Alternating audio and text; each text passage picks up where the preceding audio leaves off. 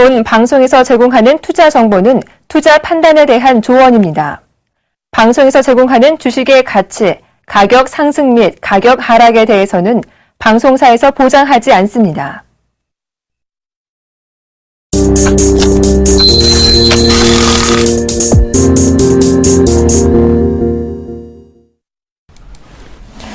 시청자 여러분 안녕하십니까? 오늘장 내일장의 김동현입니다. 연휴를 마친 코스피 지수는 현재 2048포인트 약보합권에서 거래가 되고 있습니다. 외국인과 개인은 순매수해주고 있고요. 기관은 순매도세를 보이고 있습니다. 반면 코스닥 지수는 574포인트 상승세를 나타내고 있습니다. 오늘도 역시 모바일 게임주의 강세가 돋보이는데요. 오늘장 내일장 먼저 준비된 주요 코너들부터 함께 살펴보시죠.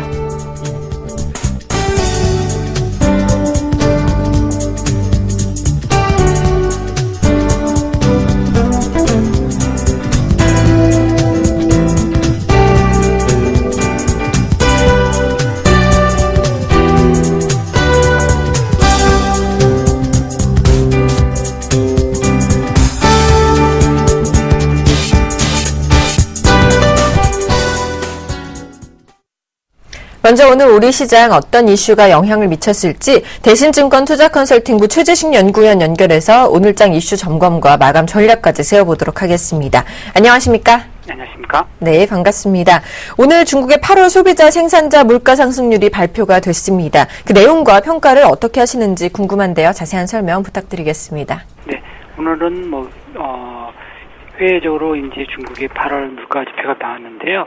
소비자 물가 지표는 4개월 만에 가장 낮은 상승세를 기록했습니다. 전년 동월 대비 2% 상승세인데요. 이는 물가 안정 목표치인 3.5%를 크게 하회한 수치가 되겠습니다. 생산자 물가는 전년 동월 대비 1.2% 하락을 했는데요. 2012년 3월 이후 30개월 연속 마이너스권에 머물면서 마이너스 최장 기록을 경신하였습니다. 전반적으로 물가가 상대적으로 많이 안정됨에 따라서 정부 당국의 정책 운용 여지는 많이 넓어졌습니다. 근데 제가 판단할 때는 정부의 확장적인 통화 정책을 실시할 정도로 많은 낮은 수준은 아닌 것 같고요. 현재 중국 입장에서는 계속적으로 개혁을 강조하는 정책을 피지 않을까 싶습니다. 네, 마지막으로 오늘장 마감 전략 세워주신다면 어떨까요? 네, 일단 글로벌 달러 상승으로 인한 변동성이 약간씩 남아있는 상태이고요. 그리고 일본 중앙은행이 10월 달에 추가 양적 완화 기대감을 계속 낳게 하고 있습니다. 단기적으로는 다음 주 FOMC까지 앞두고 있어서 앞으로 수일 동안에는 박스권 정책 기관이 필요하지 않나 싶습니다. 그렇다 하더라도 2040포인트에서 하방 경직성을 기대할 수 있는 가운데 일부 확보한 현금을 가지고 향후에 조정받을 때 3분기 실적 호전 저평가주를 좀 저가 매수하는 부분도 필요하겠습니다. 네, 지금까지 대신증권 투자컨설팅부의 최재식 연구위원과 함께했습니다. 도움 말씀 감사합니다. 감사합니다.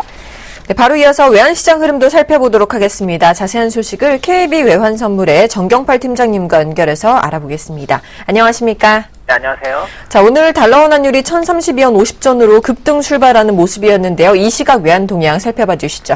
네, 오늘 서울 외환시장 지난 금요일 대비 8원 30전이 상승한 1032원 50전에 개장했고요. 개장 이후 상승폭을 지속적으로 키우면서 1035원 60전까지 상승했습니다.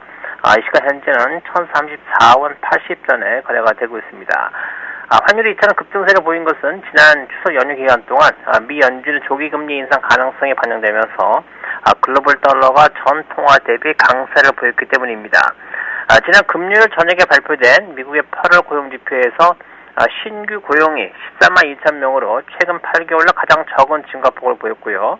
이에 따라 금리 인상에 대한 기대감이 다소 약화되면서 당시에는 달러화가 주요 통화 대비 소폭 약세를 보였습니다. 그러나 미국의 장기 채권을 중심으로 미 연준의 조기 금리 인상 가능성이 반영되면서 미국의 10년물 국채 수익률이 오늘 새벽 2.53%까지 꾸준히 상승했고요. 여기에 증시의 조정과 또 이를 반영한 위험 통화들의 약세까지 진행되는 등 미국의 통화 정책적인 요인과 위험 회피 요인이 동시에 나타나면서 달러화가 전 통화 대비 강세를 보였습니다. 지난 9월 초까지는 국제외환 시장에서 달러화가 상대 통화별로 차별화된 반응을 보인 바 있는데요. 이는 달러화의 엔화와 유로화 대비 강세, 그리고 나머지 상품 통화와 아시아 위험 통화들에 대한 약세로 나타났습니다. 그러나 중국의 상품 수요의 부진과 상품 수출국의 자체적인 경제 지표의 부진으로 인해서 캐리 트레이드의 포지션이 청산되는 것으로 나타났고요. 이에 따라서 상품 통화와 아시아 위험 통화들이 동반 약세를 보인 점이 달러원의 급등으로 나타났다고 보겠습니다. 자, 이렇게 미국 연준의 조기금리 인상 가능성이 반영되면서 달러가 급등하고 있는데요. 그렇다면 향후 전망도 상승세가 이어질까요? 네, 이제 달러원의 향후 방향성과 관련해서는 세 자릿수에 진입할 가능성 상당히 희박해졌다고 보고요. 추세적인 반등 가능성에 대해서 염두할 필요가 있겠습니다. 시장은 앞으로 달러원이 지난 8월에 기록한 전 고점을 넘어설 것인가 하는 점을 주목할 필요가 있는데요. 종가 기준으로 본다면 1037원 60전이 이전 고점이 되겠는데요. 조만간 1037원대를 넘어서지 못한다면 다시 하락 압력을 받겠습니다만 만약 다음 주 9월 FOMC 회의에서 매파적인 성명서와 함께 달러원이 이를 돌파할 경우 1062원까지 상승 가능성을 열어두고 있습니다. 오늘 장 마감 시까지는 1030원대 중반대 흐름이 이어지겠습니다. 네, 지금까지 KB 외환선물의 정경팔 팀장님과 함께했습니다. 오늘 말씀 감사합니다. 네, 감사합니다.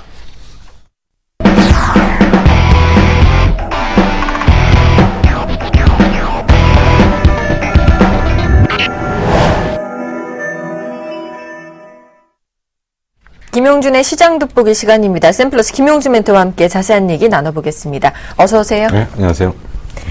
자, 다음 주에 열리는 미국 FOMC 9월 정례 회의를 앞두고 미국발 금리 인상 논란이 가열되고 있습니다. 또 영국 스코틀랜드 분리 가능성 우려 등 중요 글로벌 이슈들이 많이 존재해 있는데요. 자세한 내용 좀 부탁드리겠습니다. 네, 사실 이제 추석 지나고 나서 좀 장이 좀 어떻게 그 방향을 좀 잡지 않을까 했는데 또 다른 여러 가지 이제 복병들이 좀 많이 나타나고 있습니다. 일단은 뭐 계속적으로 말씀을 좀 드렸지만 장이 좀 올라왔다. 특히나 이제 그 선진 증시 기준으로는 지금 이제 상당히 많이 올라왔기 때문에 항상 이제 복병으로 작용할 것이 미국의 조기 금리 인상 가능성이라는 얘기를 반복적으로 나올 거다라는 얘기를 드렸었습니다.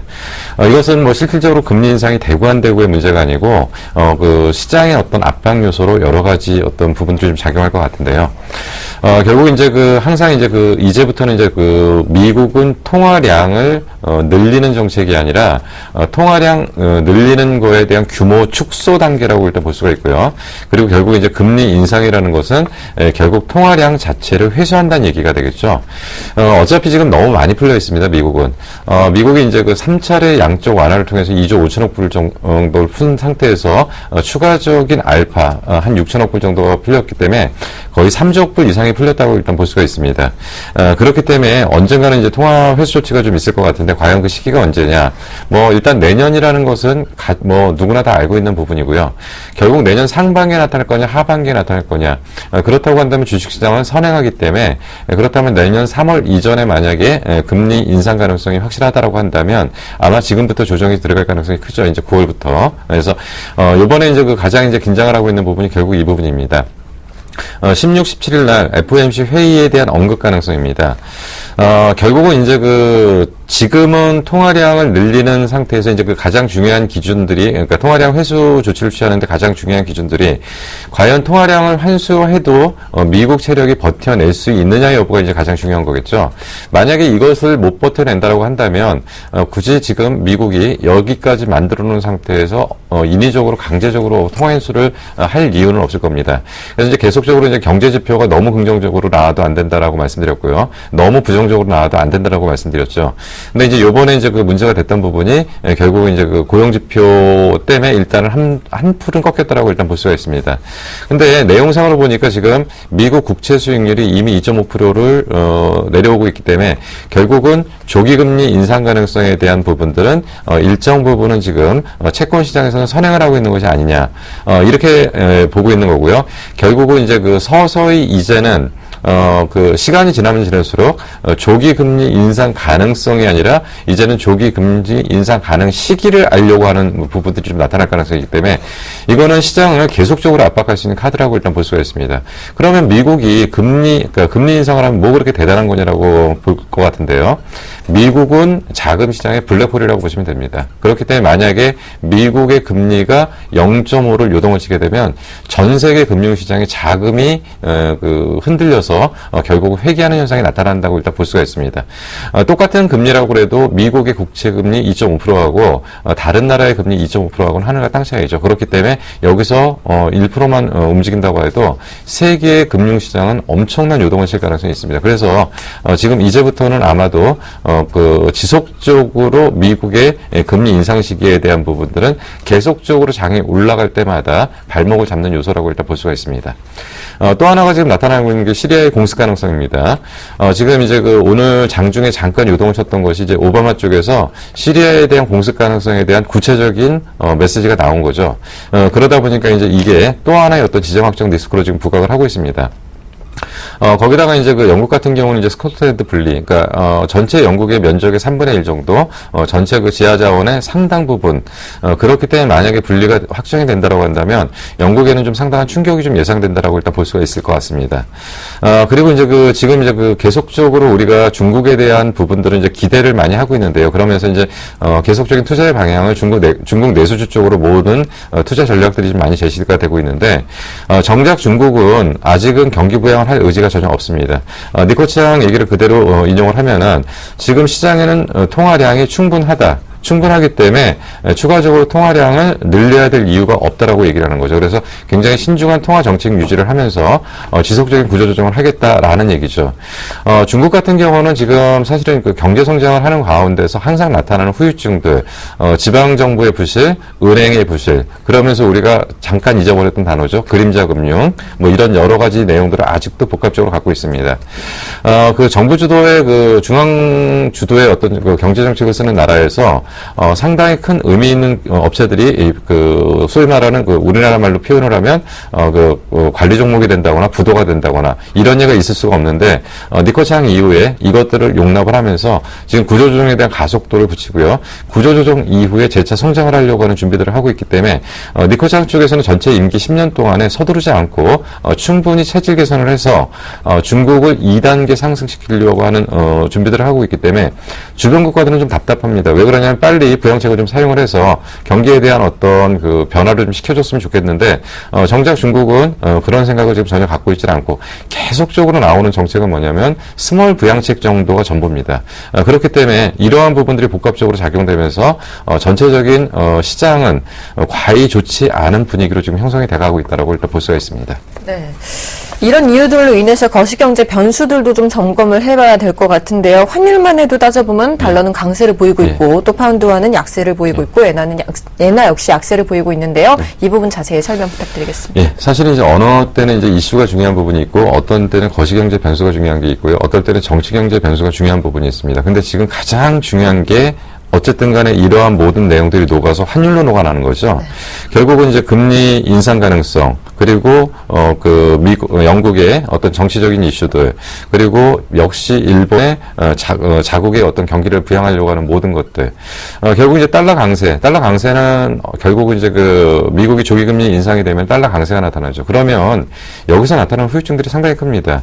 어떻게 보면 원자재 가격이 오른 게 아니라 달러의 가치가 하락한 거였죠. 과거에는. 그러니까 금이 1,000불이었던 게 2,000불이 되다가면 결국은 금의 가격이 1,000불이 오른 것으로 해석할 수도 있지만 거꾸로 달러의 가치가 50% 이하로 줄어든 걸로 일단 볼 수가 있습니다.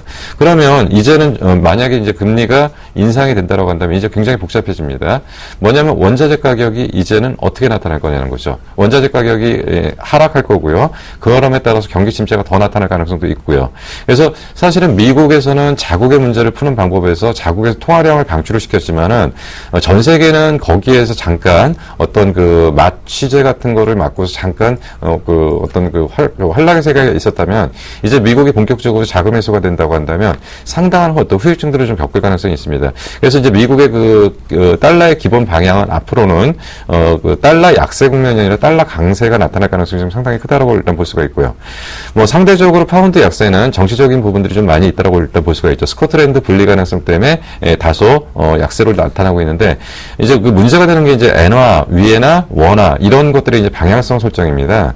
엔화가 지금은 지속적으로 약세인데 달러 강세 기조에서 상대적으로 약세가 나타나는 부분도 있지만 거기다가 더 기름을 붓는 것이 결국 아베 정부의 지속적인 통화량 늘리는 정책들이 계속되고요. 결국 자국 산업을 보호하기 위해서 지속적으로 지금 통화량을 늘려가는 것들이 이러한 부분들을 더 확대시키는 부분들이 있습니다.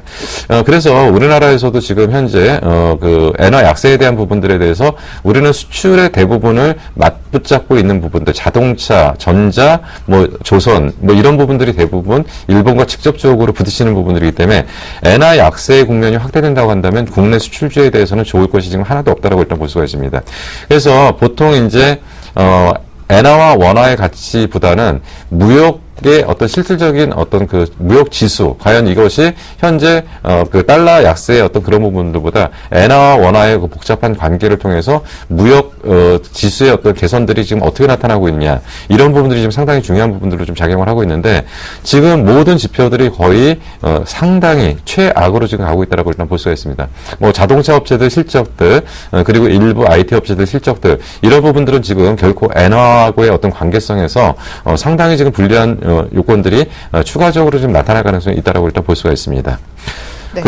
그리고 이제 뭐 원자재 가격 같은 경우는 지금 이제 역시 달러의 방향이 그렇기 때문에 WTI 기준으로 94.4불, 올해 전체적으로 하반기를 이 정도를 평균 가격 정도로 예상하는 것 같고요. 내년은 92.6불 정도. 그렇기 때문에 지금 원자재 가격에 대한 부분이 일단은 지속적으로 여러 가지 측면에서 지금 부정적인 경제 거시 변수로 좀 작용을 하고 있다고 볼 수가 있습니다. 네, 이제 앞으로의 투자 전망이 궁금한데요. 연휴가 끝나자마자 이렇게 선물옵션 동시 만기를 맞고 있고 FOMC 회의도 앞두고 있습니다. 대형주는 조금 약세를 보이고 있어요. 앞으로의 전망 어떻게 보십니까? 일단 뭐 오늘 당장 부딪힌 문제가 이제 선물옵션 만기입니다. 선물옵션 만기인데 사실 선물옵션 만기에서 그동안 가장 문제가 됐던 것이 금융투자 쪽, 그러니까 증권회사 쪽이라고 표현을 하는데 그쪽에서의 청산 물량이 대부분 해소가 됐기 때문에 오늘 만기 충격은 크진 않을 것 같습니다. 만기 충격은 크진 않을 것 같은데 일단은 전체적으로 지금 FOMC 회의 결과, 아까 이제 16일, 17일 날 진행되는 회의 결과가 과연 어떻게 진행될 거냐에 대해서 또 시장은 불확실성에 지금 빠져 있다라고 일단 볼 수가 있습니다. 거기다가 이제 그 방금 말씀하신 것처럼 기관과 외국인의 그 매매 방향이 지금 다릅니다. 기관은 내수주 중심의 매수를 하고 있고요. 외국인은 수출주 중심의 매수를 하고 있으면서 충돌을 하고 있습니다. 근데 대형주라는 것이 지금 계속적으로 나타날 수밖에 없는 현상들이 뭐냐면 이익 전망치들이 계속적으로 낮아지고 있습니다. 환율 리스크 때문에 환율 리스크를 감안을 해서 계속적으로 실적 부진이 이어질 것 같고요. 이럼에 따라서 대형주에 대한 상승의 어떤 분위기를 반전시킬 만한 뚜렷한 지금 그 어떤 분위기들을 좀 반전시키지 못한다는 거죠. 근데 이제 최근에 이제 나타나는 부분들에서 하나 특징적인 부분들이 보통 코스닥 지수의 변동성과의 관련이 높다고 하는 중소기업 경기 전망 지수라는 게 있습니다. 중소기업 경기 전망 지수가 전전달에 81.6에서 지난달에 88.6으로 상당히 큰 폭으로 올라왔습니다.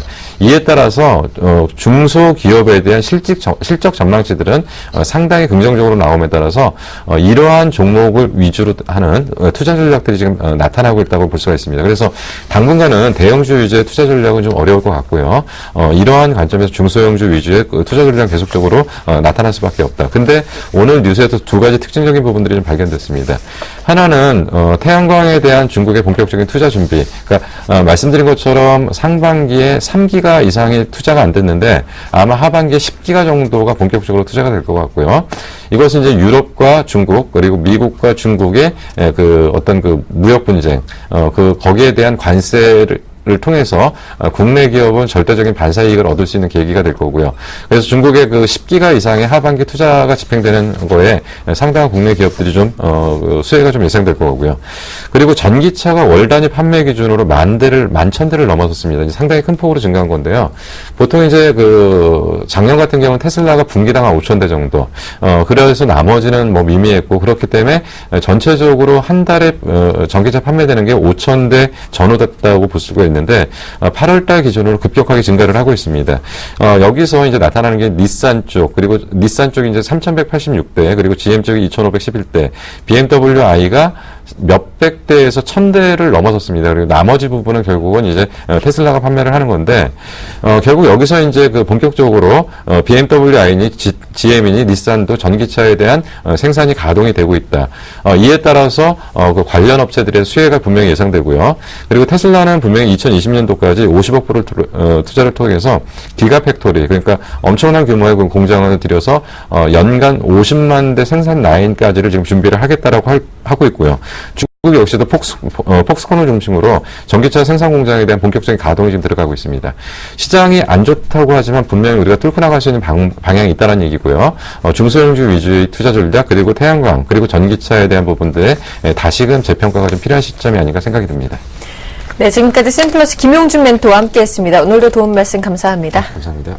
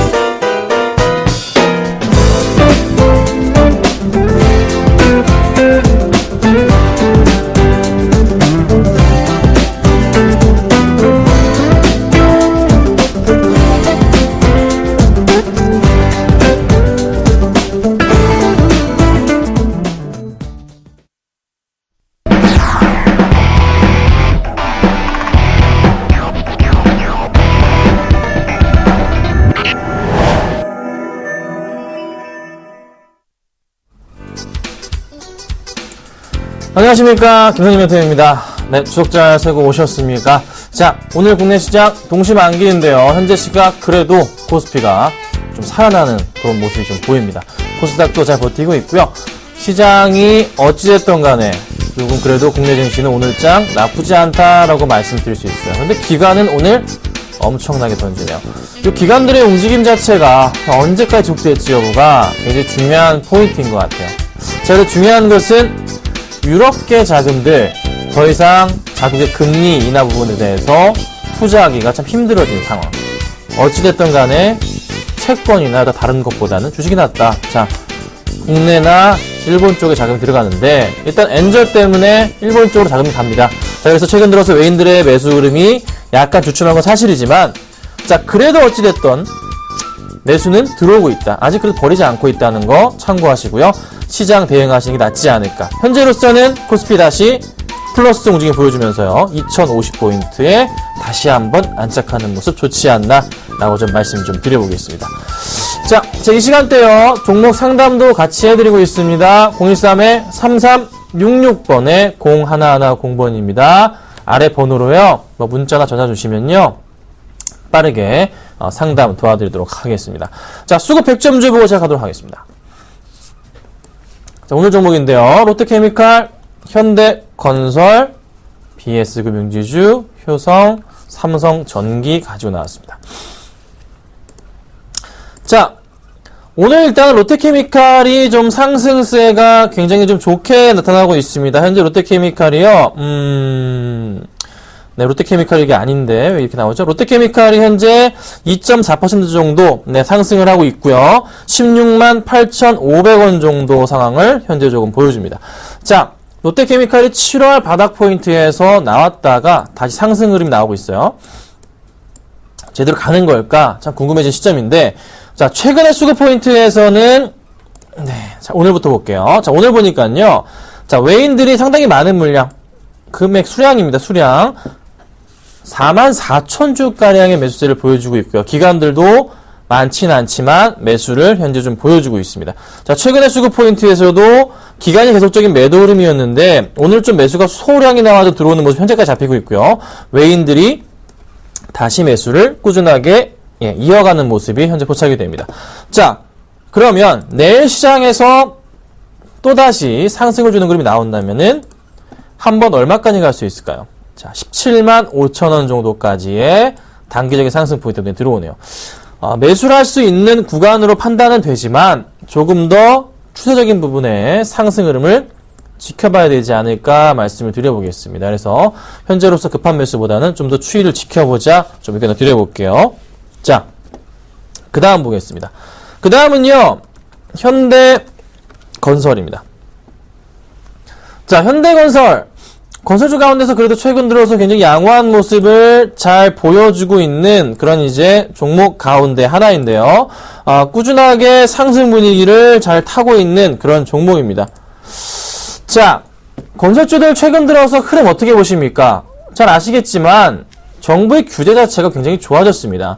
최근에요, 대출 포인트 자체가 대출이 굉장히 급증했거든요.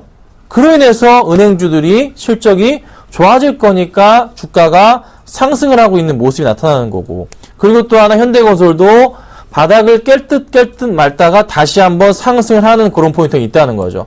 요 박스권 흐름 다시 한번 강하게 돌파할 가능성 있다는 판단입니다. 잘 지켜보셔야 되고요. 수급 포인트도 오늘장 수급 좀 이따 볼게요. 수급 보자면 양호하게 나왔기 때문에 제가 가져 나왔겠죠. 그래서 수급이 긍정적으로 계속 움직일 가능성이 있다. 잘 지켜보시고 대응해야 되는 종목이다. 이렇게 제가 말씀을 드리겠습니다. 자, 그 다음 은행주 중에서요, 부산은행 가지고 왔습니다. BS금융지주인데요. BS금융지주도 굉장히 양호한 모습으로 주가 추이가 잘 가고 있는 모습인데, 자, 대형 은행주들이 약간 쉬어가는 모습을 보였지만, 이제 중형 은행주들도 약간 그 흐름에 동참하지만 그래도 흐름은 살아있어요. DGB, 대구 같은 경우도 마찬가지고, 부산 같은 경우도 마찬가지고, 어찌됐던 대출은 늘어나고 있다. 여기 수도권보다는요, 약간 좀 지방 쪽이 그래도 조금 살만한 것 같아요. 자, 차트를 보자면요. 자, 차트에서 보자면 지금 현재 갑자기 튀어 올라가는 모습 나타나죠? 요 포인트에서 보자면 박스권을 BS금융지주는 어떻게 돌파하는 포인트가 현재 나왔다고 볼 수가 있습니다. 그래서 상승 주는 분위기가 나타난 거예요. 요 포인트대로 하자면은 수급 포인트도 오늘 굉장히 긍정적이기 때문에 추가적인 상승 흐름이 한번 나올 수 있다. 보자면 이런 박스권의 흐름에서 돌파 한번 나오고, 박스권 나오고, 또다시 박스권 나오고, 여기서부터 새로운 박스권을 또 한번 그릴 수 있는 단계적으로 계단식 상승을 하고 있는 그런 이제 종목이 바로 BS금융이다. 그래서 현재로서의 BS금융은 굉장히 매력적인 구간으로 한번 상승을 준 이후에 조정이 나올 수가 있겠다. 그래서 좀 길게 보실 분들은 잘 지켜보자. 이 정도로 의견 드리겠습니다. 자, 그 다음에 효성을 좀 볼게요. 잠시만요. 자, 효성도요, 굉장히 무서운 추세로 주가가 급등을 하고 있습니다. 정말 많이 올라가고 있죠. 오늘 장에서도 좋은 모습을 보여주면서요, 주가가 계속적으로 상승을 해주고 있는데, 수급 포인트가 계속 양호하게 잘 들어오고 있는 그런 종목이에요. 자, 기관들을 중심으로 해서 매수가 아주 잘 들어와주고 있습니다.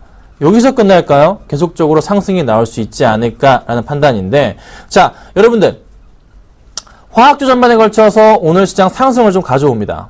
LG화학 같은 경우에는 어떤 포인트? 2차 전지 포인트가 있는 거고요. 롯데케미칼은 하반기 실적 개선 포인트와 더불어서 있습니다. 자, 화학주들은 어떻게 될까요?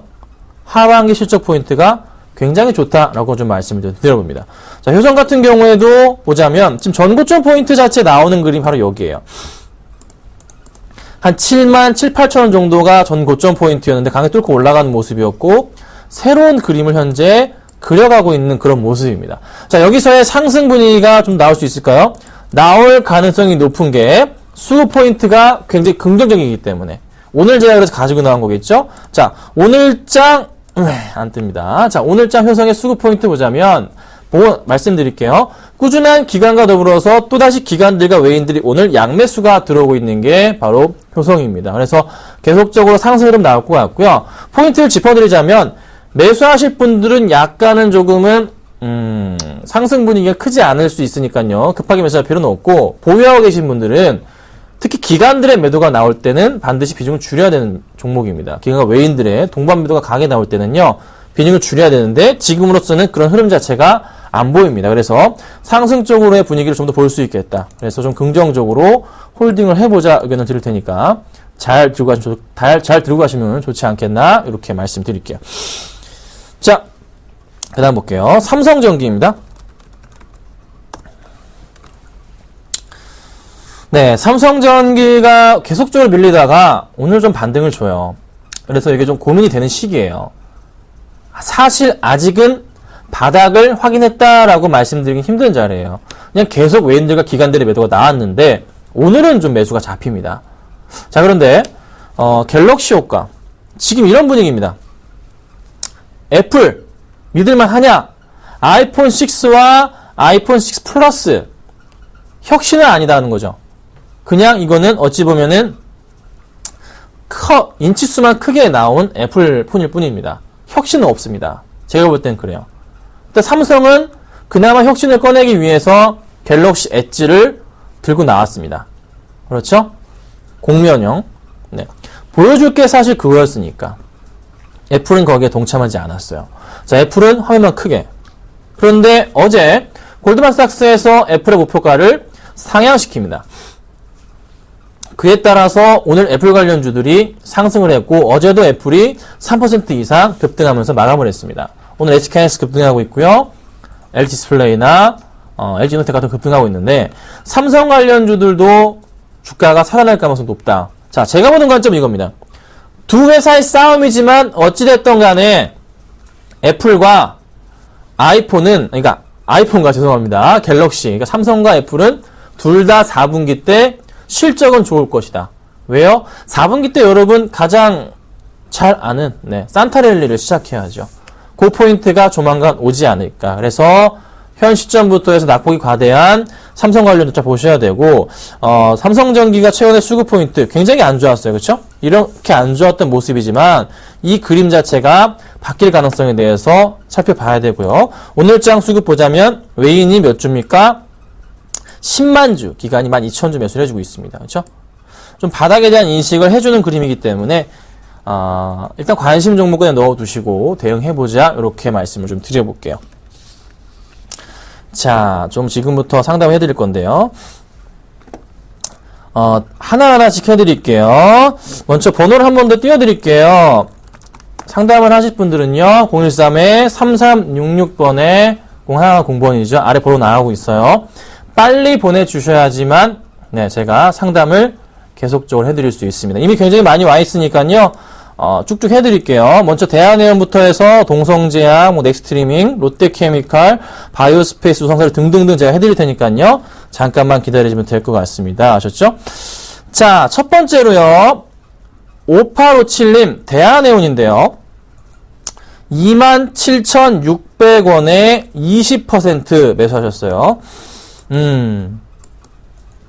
자, 인터넷이 조금 오늘 무슨 문제가 있는지 약간 느려요, 여러분. 자, 이제 나왔네요. 자, 대한해운이요. 한 8% 정도 현재 급등을 하고 있는 그런 이제 포인트가 있습니다. 상당히 좀 많이 오르고 있네요. 자, 대한해운 제가 여기서 방송에서 뭘 가져 나왔죠, 여러분? KSS 해운을 가지고 나왔습니다. 주가가 급등을 하고 있어요. 왜 제가 이걸 가지고 나왔죠? 여러분, BDI 지수가 계속 살아난다 말씀드렸어요. 이쪽 관련주들은 다 움직일 것이다 말씀드렸습니다. 그로 인해서 조선주들은 살아날 것이다. 대한해운은 여러 번에 이제 감자도 했던 모습인데 어쨌든 주가는 살아나고 있는 모습. 바닥에서 더 이상의 하락은 없는 종목이에요. 현재 구간 때 충분하게 제가 볼 때 매수할 수 있는 그런 종목이기도 합니다. 자, 대한해운 매수가가 얼마시냐면 27,620%입니다. 자, 가져가셔도 돼요. 그런데 오늘 사셨다면 나쁘진 않은데요. 비중은 저는 그래요. 10% 이상 안 됩니다. 비중은 10% 이상은 안 되는 종목이기 때문에 한번 고민을 해보시고 10%만 가져가 보자. 그건 제 투자 원칙 중에 하나인데요. 20% 했다고 나쁜 종목은 아닙니다. 그래서 한번 고민을 해보시고 상승을 준다면 전고점 포인트까지 뚫고 올라갈 가능성이 높아 보여요. 그래서 저는 이 종목에 대해서 현재로서 보자면 한 3만원 정도가 단기 고점 포인트로 볼 수가 있어요. 여기를 뚫고 올라가기를 좀 봐야 됩니다. 수급 포인트도 최근에 수급 포인트 안 보이네요. 수급 포인트가 그래도요 좋아지는 걸로 알고 있기 때문에 너무 큰 걱정보다는 좀 더 홀딩 하시면서 가져가 보는 전략. 만약에 또 한번 흔들리게 되면 26,000원을 이탈할 경우에는 또 한번 하락 추세로의 그림이 나올 수 있기 때문에 26,000원 포인트를 손절가 잡으시고요. 3만원 정도를 단기 목표가로 대응하시면 되지 않겠나? 이렇게 좀 말씀을 좀 드리겠습니다. 자, 그 다음 볼게요. 오늘 인터넷이 참 느립니다, 여러분. 자, 제가 지금 볼 수가 없어요, 사실. 자, 제약주들 최근의 흐름을 보자면 어떤 생각이 드냐면요. 순환매 흐름이 제약주들이 계속 나올 가능성이 높다. 하반기에 제약주들의 상승 흐름은 좀 나올 가능성이 높다. 제가 뭐 사실 제약주 가운데 제일 좋아하는 종목은 셀트리온이긴 합니다. 자, 동성제약 매수가는요. 5,880원에 30% 8617님 매수하셨어요. 자, 볼게요. 현재 3.5% 급락 중에 있어요. 6%까지 내려가고 있어요. 자, 추세가 지금 약간 이탈하는 그런 포인트가 잡힙니다. 이탈하는 포인트가 잡혀요. 그러면 지금 포인트의 동성제약은 사실 일단 한번 피하고 봐야 되는 자리가 나왔어요. 이날. 언제? 네, 요날입니다. 지난주 목요일에 한번 피해야 될 자리가 나왔는데 보통 급락한 이후에 한번 반등을 주죠. 보통 문제가 없다면. 근데 바로 금요일날 상승을 줘서 다행이에요. 근데 오늘 또 빠지잖아요. 이거 하락 추세입니다. 빠져나오셔야 돼요. 정 가져가실 생각이시라면 비중을 다 낮추셔야 돼요. 10%만 가져가세요. 안 됩니다. 뭐 9,300원에 못 팔아서 배 아파? 네, 그런 소리는 누구나 할 수 있어요. 10%만 가져가시고요. 수익 실현하겠습니다. 20%는. 네, 이거 하락 추세입니다. 반등을 주면은 나머지 그때 다시 나오면 되지. 지금은 아닌 것 같아요. 지금은 20% 다 빼고 10%만 가져가시던가. 그게 아니시라면 원금은 전부 다 빼시라고 말씀드리겠습니다. 원금을 다 빼시던가 아니면 3분의 1을 줄이시던가 둘 중에 하나 부탁드리도록 하겠습니다. 자, 그 다음 볼게요. 넥스트리밍 보겠습니다. 자, 넥스트리밍의 매수가는요 8,550원이시고요 7890님 25% 기업의 내용과 성장성을 자세히 알고 싶습니다. 이 부분을 지금 따지고 들어가기에는 상당히 힘든 종목입니다. 넥스트리밍의 시가총액을 우선 알고 계신가 모르겠어요. 어제 기준으로 해서요, 시가총액이 434억입니다. 얼마요? 434억이에요. 6천원짜리가 아니고요, 434억원짜리입니다. 500억이에요. 자, 500억도 안 돼요. 주식수가 몇 주냐면 700만 주이기 때문에 그렇습니다. 예. 자, 볼게요. 자, 넥스트리밍 살펴보자면요. 2분기 실적까지 나왔겠죠? 나왔는지 좀 볼게요. 2분기 실적 부진 소식이 있네요. 자, 당기순이익은 52.8% 감소한 5억 400만원입니다. 자, 2분기가요.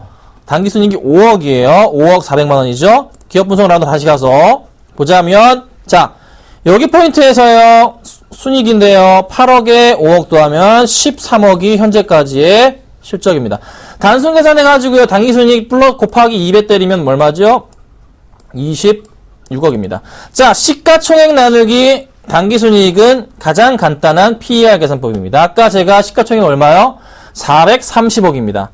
26억 나누면 정확하게 얼마가 나올까요? 17 나옵니까? 네, 그 정도 포인트가 되겠죠. 자, 그러면 넥스트리밍은 현재 수준에서의 주가는 어떤 수준? 고평가입니다. 자, 그러면 8,500원대에서의 PER은 얼마였을까요?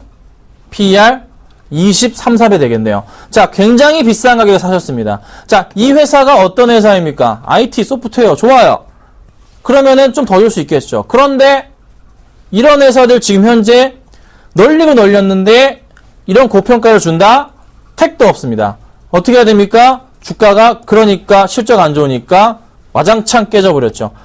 자, 그러면 여기서 이 포인트에서 제가 항상 말씀드리는 이런 추세의 하단 부분에 있어서 여기서 살 수 있는 자리, 두 번째가 아주 좋다. 두 번째가 가장 좋다 말씀드리죠. 요 포인트가 나오긴 했어요. 또 하나, 고점 포인트 잡아보자면, 우리 이거 매수하신 가격대는 무슨 구간? 매도 구간이었단 말이에요. 수없이 말씀드렸잖아요, 제가. 여기 상단은 무슨 구간? 매도 구간. 하단은 무슨 구간? 매수 구간. 가장 좋은 구간은 두 번째에서 수급 들어올 때. 사실 수급 찾아보기 힘들고, 어차피 두 번째부터 반등 줄 때는 사야 된다. 근데 세 번째는 완벽하게 깨지고 내려가면서 아예 그냥 쳐다보지 않아도 될 종목이 나왔습니다. 자, 8,500원이라. 엄청난 실수하셨죠? 어떻게 해야 됩니까?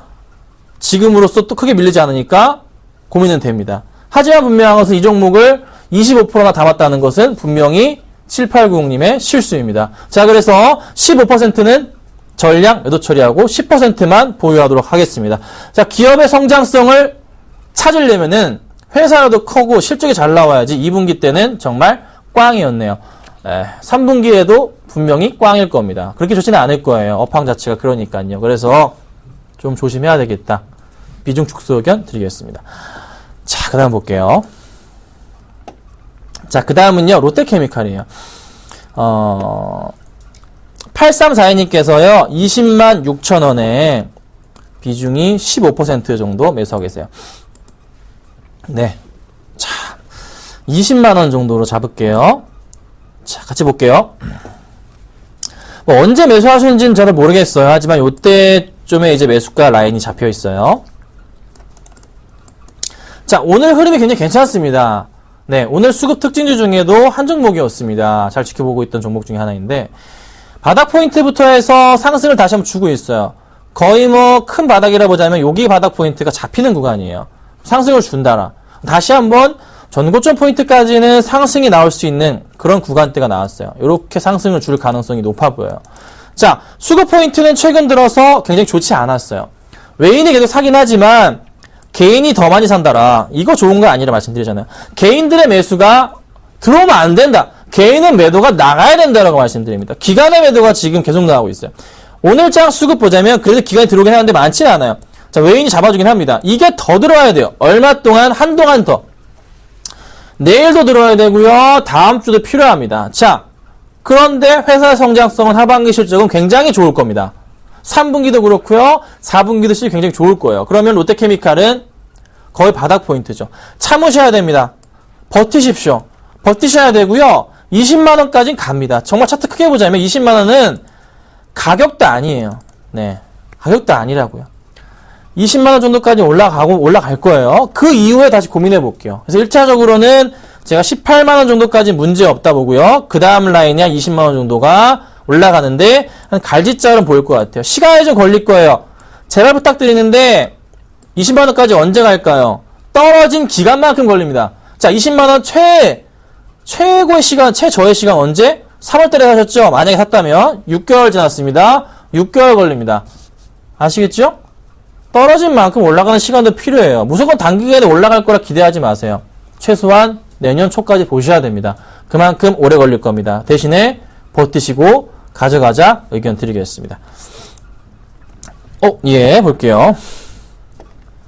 그 다음 종목은요. 보겠습니다. 자, 보니까요. 네, 여기있네요. 자, 바이오스페이스가 5177님 사도 될까요? 라고 질문을 주셨어요. 바이오스페이스를 사도 될까요? 보겠습니다.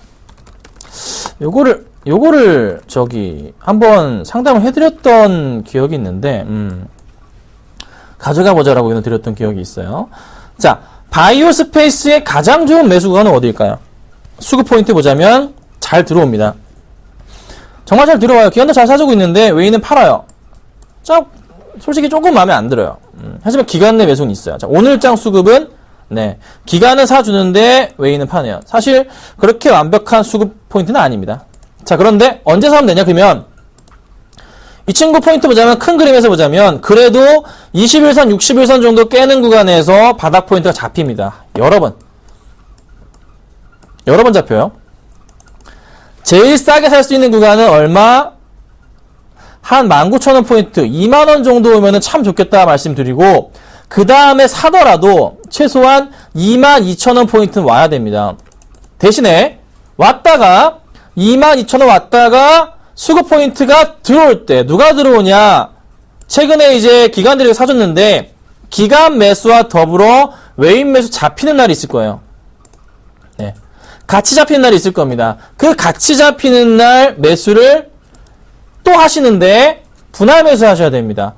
사실 굉장히 매수하라고 의견 드리고 싶지는 않은 종목이 이미 많이 올랐기 때문에 차익 실현 물량에 대해서 고민을 해봐야 되는 시기거든요. 그래서 많이 사진 마세요. 네, 이거는 10% 정도가 거의 한계치입니다. 5% 정도가 사시면 괜찮을 것 같아요. 그래서 한 3% 정도씩 해서 한 3번 정도 나누셔가지고 22,000원 내려왔을 때 그때 한번 가져가시고 5% 사세요. 그리고 올라가면 놔두시고 내려오면은 2만원대 한 번 더 5%를 실으십시오. 그렇게 하셔야 됩니다. 지금 급하게 따라가다가는 큰 코 다칠 수 있습니다. 아셨죠?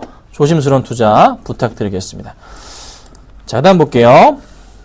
문자 정말 많이 오고 있는데요. 네, 빨리 보겠습니다. 자, 1878님, 우성사료 3,250원 10% 매도 시기는요. 3,250원. 이거를 이때 사신 건가요? 최근에? 이때신가요? 뭐 모르겠어요. 둘 중에 하나겠죠. 7월 초나 뭐 9월 초나 둘 중에 하나입니다. 자. 최근에 좀 사료 관련주들이 좀 많이 흔들렸어요. 네. 이지바이오 같은 경우도 좀 약간 내려오는 흐름 추세를 타고 있고요. 팜스토리 같은 경우는 밀렸다가 다시 조금 올라가려는 모습인데 모멘텀에 대해서 약간 좀 소멸이 된 그런 상태인 거죠. 자, 우성사료는 시가총액이 얼마? 1,000억입니다. 1,019억. 수급 포인트가 생각보다 잡기 힘들어요. 애매한 수급을 보유합니다. 오로지 그냥 테마성과 실적을 보고 가야 되는데요. 자, 우성사료의 2분기 실적이 제가 몰라요. 2분기 실적이 나와 있나요? 기업 분석을 하나 좀 볼게요. 잡아놨네요. 자, 당기순이익 부분이 이미 작년치를 넘어갔습니다. 상반기가. 굉장히 좋은 거죠? 그렇죠? 영업이익 부분도 상당히 많이 작년치보다 1억 모질하네요. 아주 좋은 겁니다. 자, 그러면 요 단순 계산으로만 해도 2012년 거의 2년, 3년 만에 좋은 실적을 보일 가능성이 높기 때문에 현재 구간대에서는 나쁘지 않다라는 의견을 드리고 싶어요. 가져가도 되실 것 같아요. 대신에 얼마나 올라갈지에 대한 부분은 조금 고민을 해야 될 것 같아요. 하지만 분명한 것은 거의 바닥 포인트에 대한 부분과 밀리더라도 3,000원 정도가 한계치일 것이다라는 겁니다. 그래서 내려오더라도 이렇게 다시 올라갈 가능성이 높아 보여요. 아니면 바로 올라가거나 둘 중에 하나일 겁니다. 흔들리지 마시고 보유하셔야 되지 않을까 싶습니다. 그래서 올라간다면 한 3,800원 정도까지만 보죠. 그 이상 보는 거. 저는 곧 좀 4,000원대 물려 계신 분들이 열심히 털려고 하시겠죠? 예, 3,800원 정도까지만 지켜볼게요. 그 이상은 좀 패스하도록 하겠습니다. 이 정도까지만 지켜보시면 좋을 것 같네요. 자, 그 다음 볼게요. 자, 파라다이스 오늘 좀 많이 밀려요. 3915님 38,500원입니다. 보겠습니다. 비중은 작으시고요. 5%입니다. 자, 38,500원이시라면 상당히 조금 고점 포인트에 매수하셨습니다. 이 정도 구간대에서의 이제 매수를 하신 것 같아요. 네, 이 정도입니다. 자, 언제 사신지 모르겠어요. 뭐, 6월이나 7월이나 아니면은 8월이나 9월이나. 네. 자, 사기가 굉장히 좀 사실은 껄끄러운 시점이에요.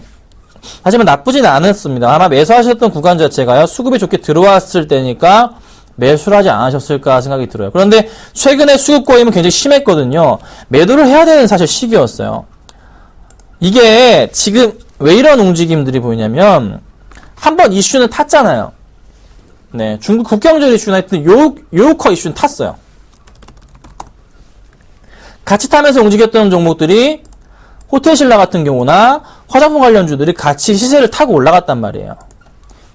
파라다이스 같은 경우는 같이 타고 올라갔다가 모멘텀 소멸이니까 떨어지는 건데, 자, GK도 마찬가지고. 근데 다시 올라갈 가능성이 또 있어요. 왜요? 굉장히 단기적일 겁니다. 아시안 게임으로 인해서 단기적으로 올라갈 겁니다. 바로 다음 주에. 그 포인트 이용하셔야 됩니다. 대신에 너무 많은 상승은 안 줄 수 있어요. 조정 나왔다가 올라갈 수가 있어요. 파라다이스는요, 한 3만, 거의 매수가 근처. 네, 매수가 근처 한번 오지 않을까 싶습니다. 그래서 매수가 근처에서 매도를 하시는 게 낫지 않을까. 요 수급 포인트가 이렇게 꼬여있는 수급 자체가요, 좀 바뀔 수가 있어요. 오늘도 무조건 꼬이겠죠? 단기적으로 정리한 다음에 다시 매수가 들어올 가능성에 대해서 저는 고민을 해보고 있거든요. 그래서 지금 정리하는 건 좀 그렇고, 만약에 심하게 밀릴 경우 얼마에 정리하시면 되냐면요, 이거는 진짜 34,000원 깨지면은 일단 피하시는 게 좋아요. 34,000원 깼을 땐 피하고 나서 다시 올라간다면 모를까, 지금 당장으로서는 그렇게 썩 매력적이진 않아요. 그래서 제가 34,000원까지만 잡아드릴게요. 깼다가 올라갈 수도 있습니다. 34,000원 깼다가 올라가고 수급 들어는 그때는 최고의 매수 타이밍이고요. 그렇지 않을 경우 다시 올라간다면 한 38,000원 정도 매수가 근처에서는 반드시 빠져나오시자 말씀드려볼게요. 너무 고점 포인트에서 잡으셨습니다. 약간 조금 올라갈 것 같았는데 꼬여버렸죠? 근데 또 매도 타이밍이 있었는데, 숙고임이 있었는데 정리 안 하신 것도 있네요. 조금 다시 반등을 기다려보도록 하겠습니다. 자, 그 다음 볼까요? 자, 그 다음 보자면요, 현대아이스코 127 하나님, 127 하나님, 현대아이스코 86,000원에 5% 추가 매수 의견 주셨어요. 자, 이 종목은요, 86,000원에 매수하셨어요. 네, 그렇죠? 이걸 제가 아시겠지만 오전 방송에서 매수 의견을 드렸습니다. 예, 그런데 오늘 갑자기 좀 크게 밀려요.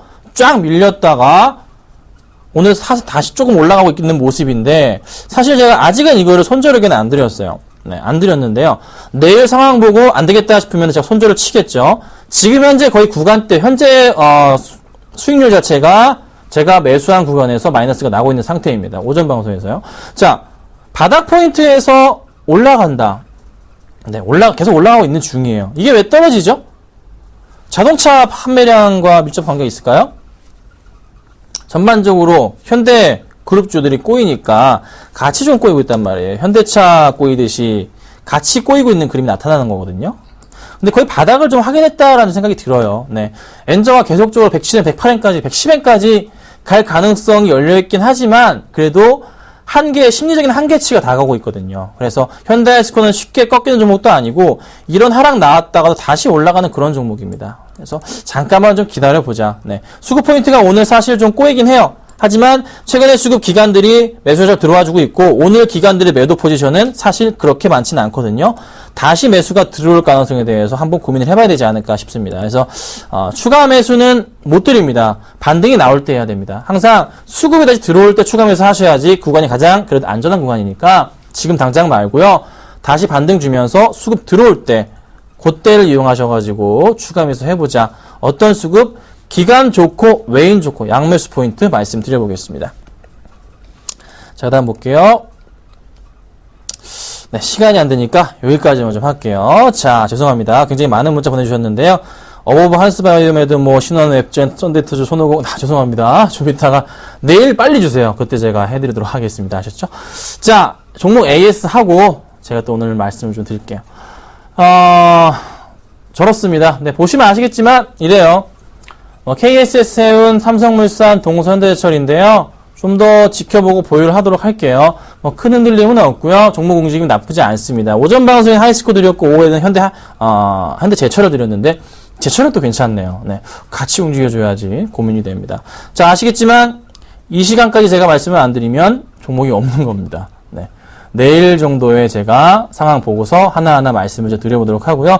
오전 방송에서 추천드렸던 거 할인 대박이 났죠? 네, 잘 지켜보시면 좋을 것 같아요. 방송 여기까지 하고요. 저는 내일 다시 뵙도록 하겠습니다. 감사합니다.